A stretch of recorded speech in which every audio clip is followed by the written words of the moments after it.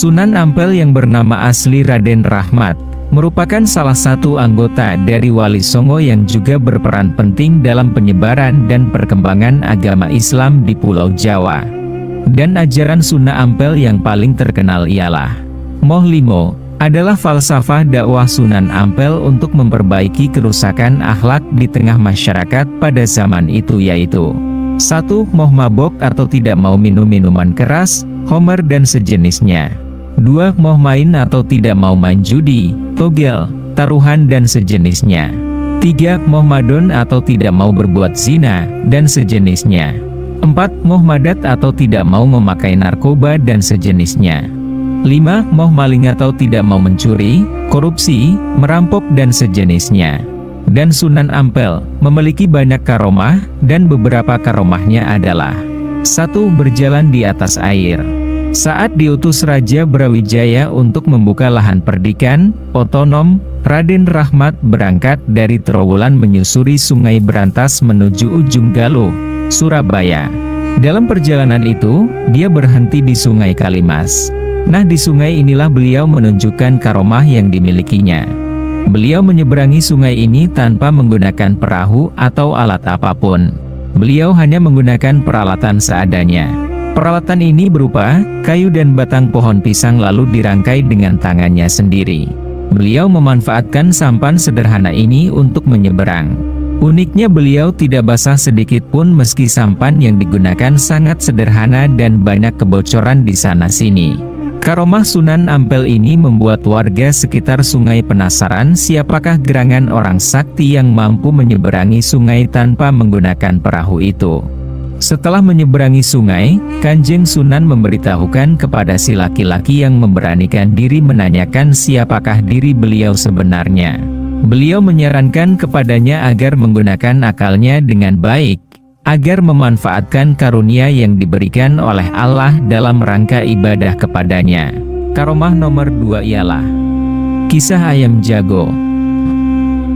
Dalam perjalanannya membuka lahan kosong menjadi sebuah pemukiman, Sunan Ampel bertemu dengan banyak warga yang masih belum beriman kepada Allah. Warga di sekitar daerah itu ternyata masih sangat abangan, pengetahuan agamanya sangat rendah. Saat itu warga sekitar banyak penjudi dan penganut kepercayaan animisme serta doyan dengan namanya sabung ayam.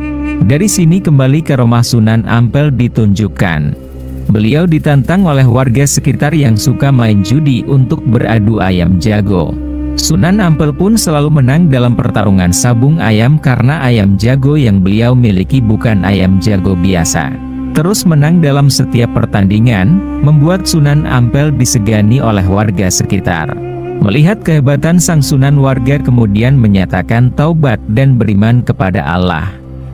Kehebatan sabung ayam yang ditunjukkan Sunan Ampel dengan karomah yang dimilikinya membuat warga semakin tunduk dan segan pada beliau. Kemudian, setiap hari masyarakat terus mengikuti dirinya. Seiring berjalannya waktu juga diajarkan tentang keimanan dan tata cara beribadah yang benar. Di tempat itu pula didirikan langgar atau surau untuk tempat ibadah. Sunan Ampel mengajarkan tata cara beribadah yang benar, termasuk meninggalkan kebiasaan berjudi dan sabung ayam. Karomah Sunan Ampel yang nomor 3 ialah memanggil Mbah Soleh yang sudah wafat bisa hidup lagi. Mbah Soleh memang sangat terkenal sebagai sosok yang biasa menjaga kebersihan. Hal itu banyak diakui teman sesama santri dan juga Sunan Ampel, gurunya sendiri. Hingga suatu hari ajal datang menjemput Mbah Soleh. Jasadnya kemudian dimakamkan di samping masjid.